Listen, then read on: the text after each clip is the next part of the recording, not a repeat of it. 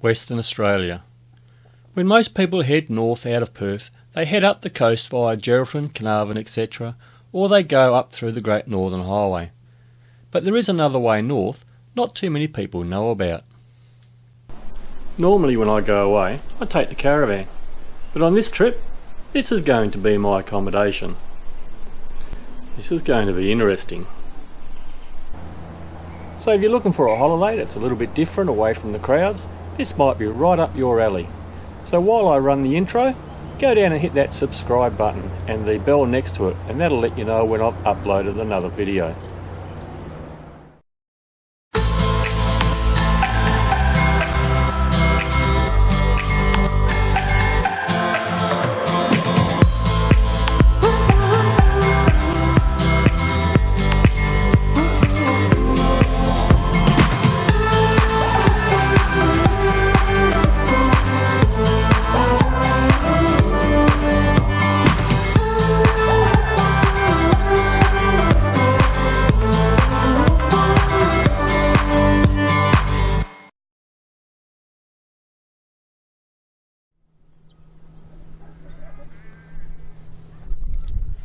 In our last episode we finished off looking around the caravan park at Kew, so that seems like a good place to start with this one.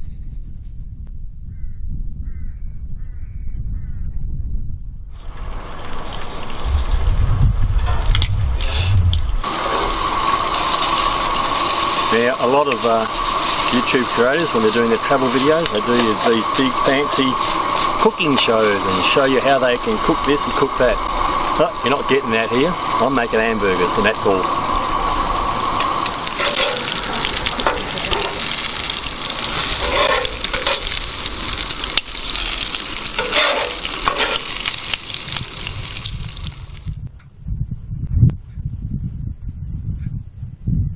Just out of Kew is the Day Dawn mine site, which operated around the turn of the century. In its day, 3,000 people lived around here. But it closed down in 1918. All that's left now is the old mining office, which is built out of local stone, and the local council have been restoring it back to its original condition. Unfortunately, this is as close as we can get to it.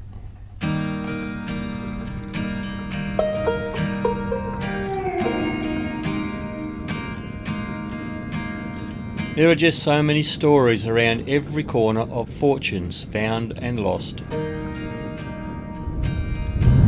The Big Bell Mine, another one of those abandoned mine sites. 1904, they've had a big gold find here, but it was low grade stuff, so they closed the place down. Then they had a bit of resurgence again, but with the lack of water, they really couldn't survive, so it just shut down again. In 1935, an American company started mining here and started the Big Bell Mine. The town grew around it. The mine was opened with great fanfare in 1937, with the governor doing the official things. Don't really know what the governor was from, but he must have been a pretty important person. He was due to leave the town at around 3 p.m. on the train, but was talked into staying for the dance at the Picture Theatre. The train didn't leave till 3 a.m. the next morning. At its height, the town had everything you might need. It had a hospital, hotels, hairdressers, delis, newsagents, butchers, iceworks, and the Palais Theatre Museum and Dance Hall. The mine closed in 1943 because of World War II. It opened again in 1945, but the town never recovered and the mine closed in 1955. All that's left now is the old ruins of the town. There's parts of the old hotel still here. As you walk around this building, you can't help but think about the sort of things that went on between these walls so long ago.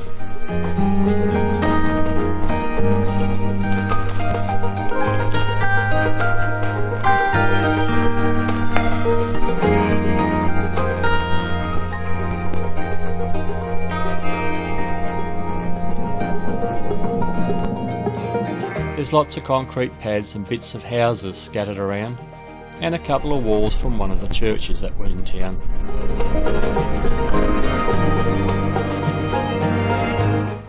mine itself reopened again in 1980, but this time it was serviced by fly-in, fly-out workers from Perth, and the town itself was left to be reclaimed by the land.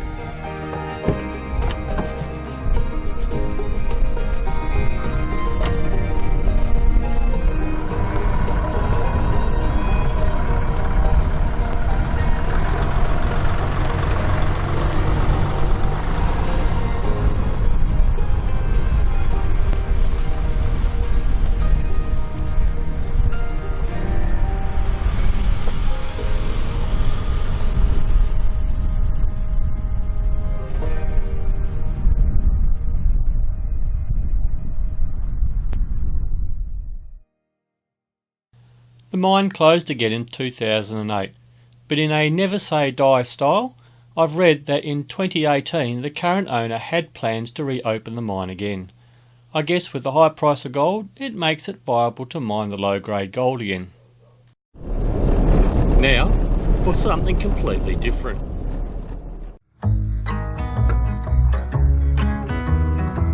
A little further on from the Big Bell mine, about 48 kilometres west of Kew, is Walga Rock. At 5 kilometres in diameter and 1.5 kilometres in length, it's said to be the second largest monolith in Australia. Although, I guess that depends on whether you're going to call Mount Augustus a rock or not. Walga Rock is the site of the most Aboriginal paintings in Western Australia. These paintings told stories which were handed down through the generations of the inhabitants. But there's one here that looks a little bit out of place. While nobody really knows why or how the paintings got here, it hasn't stopped the stories from floating around. Now there is one theory. They reckon it might have been painted by an Aboriginal fella. Not completely impossible, because the ocean's about 300-350 kilometres away. The only thing is, Aborigines don't like walking into other language groups' territory. They have their own borders. So would an Aboriginal person from here walk to the ocean? So quite possible, but we don't know.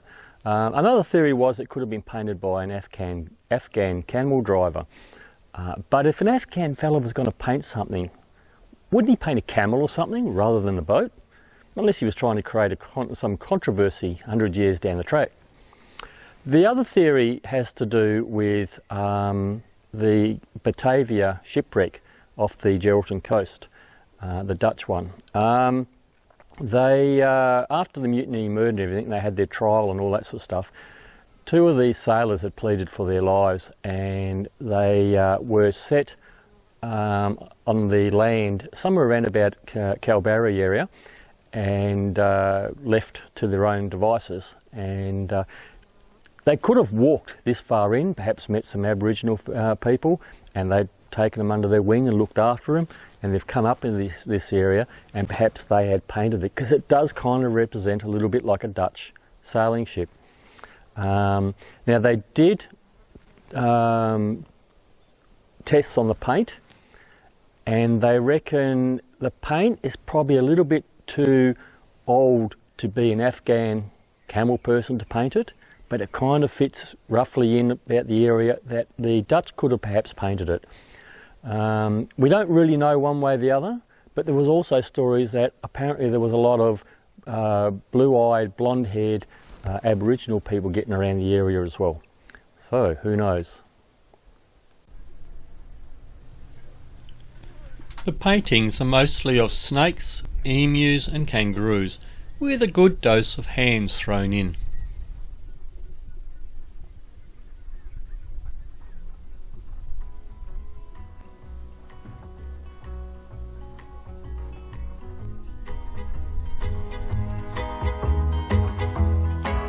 And with that brings to an end our time in the Kew area.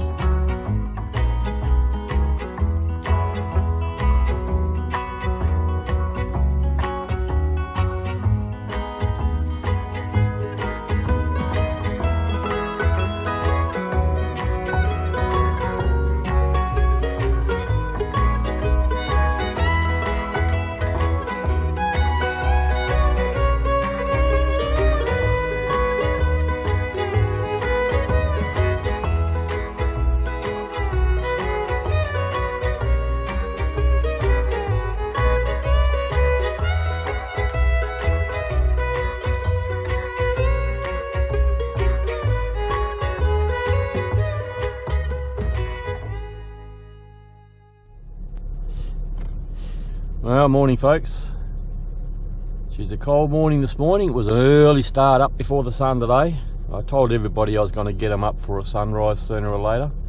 I left it till the last day. We're in Kew at the moment. Just left the caravan park, having a roadside breakfast at the garage at the moment. So and hopefully the day gets a little bit warmer, because she's pretty cold at the moment, and I believe there's storms down in Perth, so let's hope they clear before we get down there. Anyway, let's hit the road.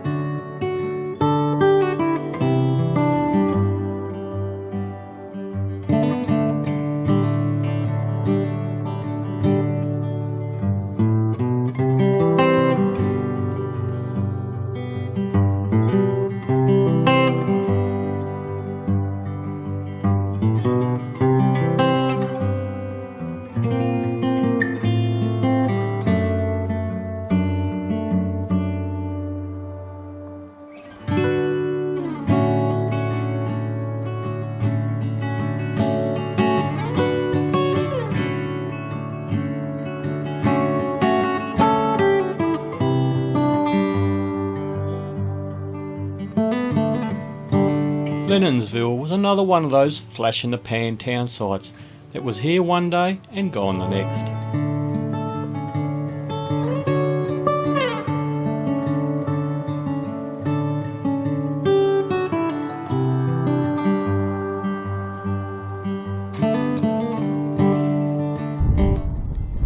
The rail platform was all that's left here in Lennonville now. Lennon and Parker found a chunk of gold that they called the Rock of Ages, and then in 1896 around 3,000 people lived here. In 1906 a big fire went through the main street and burnt out most of the buildings, and then the gold battery closed down, and that pretty much spelt the end of the town. And what buildings survived the fire were then shipped to neighbouring towns like Mount Magnet. All that remains of Lennonville town site are the ruins of a few buildings such as a blacksmith shop, a hotel and the railway platform, and some mine shafts.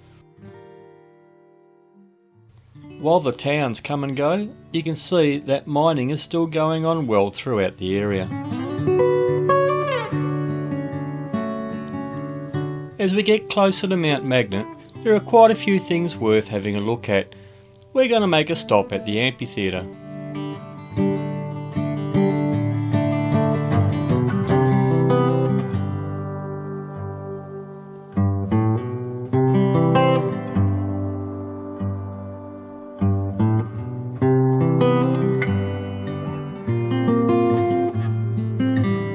We're now just outside of Mount Magnet, and this place here is called the Amphitheater.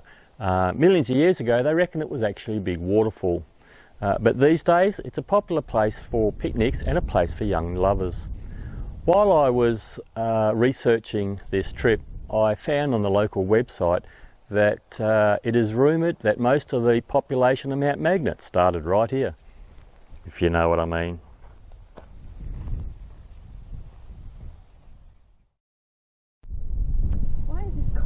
Now the story goes that a couple of blokes found some gold around here in 1888, but they didn't make a claim until 1891, and then shortly afterwards the Mount Magnet mine started. Robert Austin explored through this area in 1854 and named the spot Mount Magnet because the iron ore rock in the area played havoc with his compass. He noted that the area had potential for gold, but nobody at the time seemed really interested. Then came the population boom, and by 1895 the town of Mount Magnet was born. By 1897 the tents were gone and replaced with a school, telegraph office, hospital, churches, houses, hotels and shops. By 1902 there were 14 hotels and 30 gold mines. By now there were thousands of people living in Mount Magnet and nearby towns. The Paynes Find gold battery was probably the last of the privately owned batteries to close down. I've used that word a few times, and if you're wondering what it meant, well, that's where they break the rocks to extract the gold. This battery is now a museum that you can have a look at. The modern mine is the back, the little mine's on this side where we, because they think everything works with a switch, but it doesn't. And over in this corner is the mining industry, and there's some rocks you can look at with gold in them. And that way the students, they're all year 9s, every year they bring year 9s out. That way they understand and see public work is available. We were shown around by the daughter of the lady that used to run this place. It's been in her family for a very long time. I found the museum quite well set up to get the feel for what work was like at the time. Right, if you'd like to take a seat, I'll put the video on. It only goes for 6 minutes. That's the group that you... After looking around at the back of the shed at all the old photos and equipment, we then went outside and had a look at the way the plant worked. So where did you go, KG? Or? No, Mount Augustus eventually. Was there like a cloud up there at the moment? Not yet, are they, John? It's a fantastic display of them. And I think there's still got enough rain this year to have, like, when they properly come out later on, have another display for the summer. Yeah, oh, cool. Are they starting to turn colour yet? Like the pink or the yellow? The first lot we saw was only pink, but the second one was... So here she is. She was born in 1911 when all the camel trains brought her out from Perth, from Fremantle. Like you saw in the video, the dirt comes down the back of the stampers there through that chute, and then once it gets crushed, it comes down over the table. So the table is just covered up at the moment because it's copper, and it will go all green if we don't cover it with sand.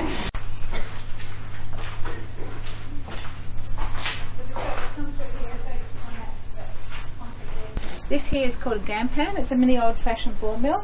So how this works is you put mercury in the bottom, fill it up with water, and take that drum of dirt, and then you just put... It was only a short visit, but well worth the stop. And I was a little surprised about how many people actually did stop.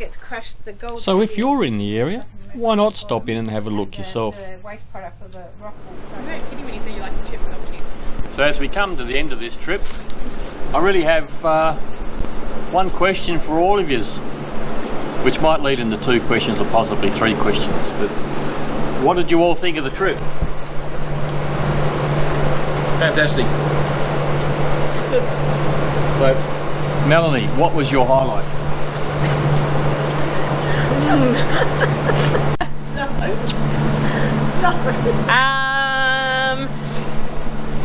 Getting away from civilization, having no reception for a little while, and then when the reception came back. That was a highlight with the reception. I'll come back to you, Jacinta. Okay.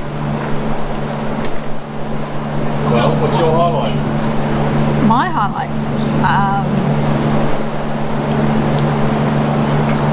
I don't know.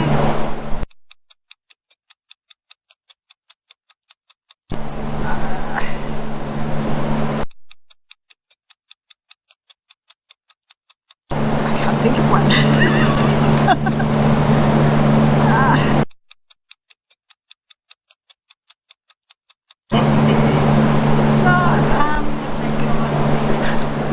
I'm trying to think, what was the highlight of my trip?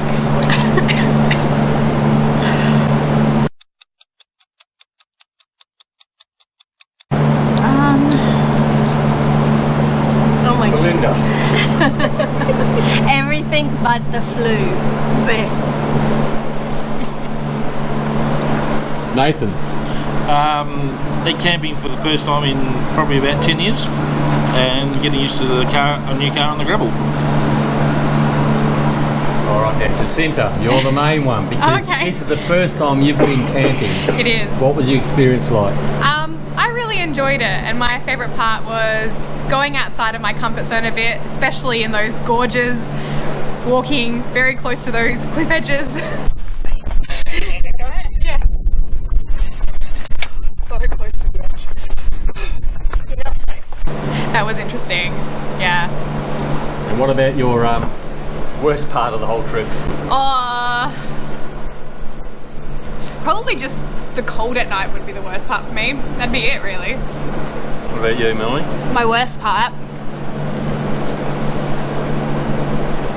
Not having reception. Even though that was the worst and best. Yeah, I'd have to say the cold as well. Nathan? Bloody mattress kept going down on me. That'll be about it. Belinda, what was your worst part? Getting the flu on day 3 and not being able to make it to the top of Mount Augustus. Have you come up with a highlight and have you got a bad one as well? No, I've got a highlight. My highlight was the night we camped in Honeycomb Gorge. That was brilliant. That was a good night. I don't know about the worst part. Having to do all the cooking. Yeah, I didn't bring my slave with me. Melanie, you want to change your... I do. You want to change your favourite part? My favourite part was, same as Mum, camping at Honeycomb Gorge. Waking up to that view was pretty good. And the stars and the Milky Way, that was pretty good. And for me, my favourite part, I think not having to go to work, that's got to be a favourite bit. And for me, the worst bit, well, normally I would say something like corrugations, but we really didn't have any, so that's not really going to fit in there. So I guess I'll probably go to my other fallback. The bit that I hate about being out in the bush is the flaming dust. Dust on everything, on your hands, you touch things, you climb on things, just dust, dust, dust. It's my little pet hate. So from here on in, it's just straight back to Perth.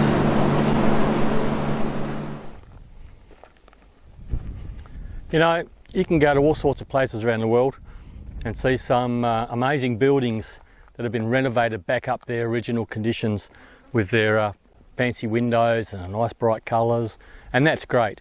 But out here, we're only talking about maybe 120 years of history, and a lot's changed since then.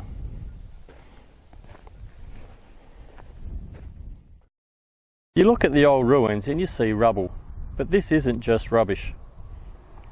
This is what's left of the pioneering spirit of thousands of men and women that have come out to this hellhole of a country with their dreams of making a life for themselves and their family. But what I see out here is real history. Sure, you can go and ooh and ah over those fancy paintings and stained glass windows, but it's out here where you get a real feeling of what life was like in the past. Well, that's it for this series. So if you like what you saw, hit the thumbs up and hit the subscribe button down the bottom down there. And if you hit the bell next to it, that'll send you a message, let you know when I've uploaded another video. That would really help out the channel. If you would like to consider supporting the creation of these videos, then there's also a link down below to my Patreon channel. But until next time, happy travels.